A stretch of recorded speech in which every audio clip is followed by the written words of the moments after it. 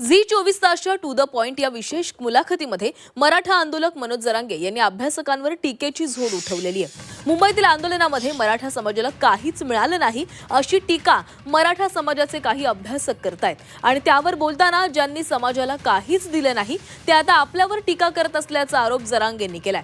समाजाने त्यांच्यावरही विश्वास सोपवला होता, मात्र त्यांनी काय केलं असा सवाल जरांगेंनी उपस्थित केलाय। आपल्याला समाजापासून तोडायचं या टीकाकारांचा डाव असल्याचा आरोपही त्यांच्याकडून करण्यात आलाय।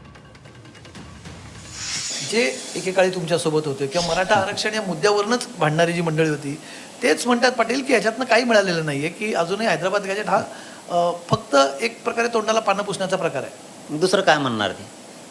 ज्यांनी समाजाला आयुष्यात काही दिलंच नाही ते देणाराला दुसरं काय म्हणणार?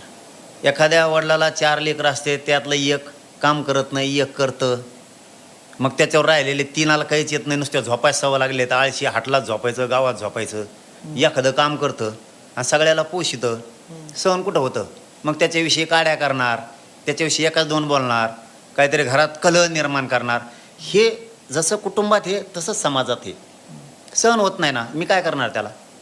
मी दुखतोय, माझं एवढं दुःख झालंय त्यांना, मला काहीच माहीत नाही कशामुळे झालं। समाज तुमच्यावर विश्वास टाकला होता, तुम्ही द्यायचं, तुम्ही दिलं नाही। मी माझा प्रामाणिक माझ्या जातीसाठी लढलो, मी दिलं, मग करतोयत ना आम्ही कसं व्हाय ना, रडत पडत वावर घेतलं ना, वावर घेतलं, आता नांगर आणू, त्याच्यात बघू नांगर कुठं गुततोय, दगडाला गुततोय का झाडाच्या मुळेला गुततोय, तोडू ना ते पुन्हा मुळ्यात। वावरात नांगर हाणायच्या आहोत, हाणायच्या आधीच मोडंग का काऊन आहोत? अरे जार काढायच्या आधी होणे लागू दे स्वतःला।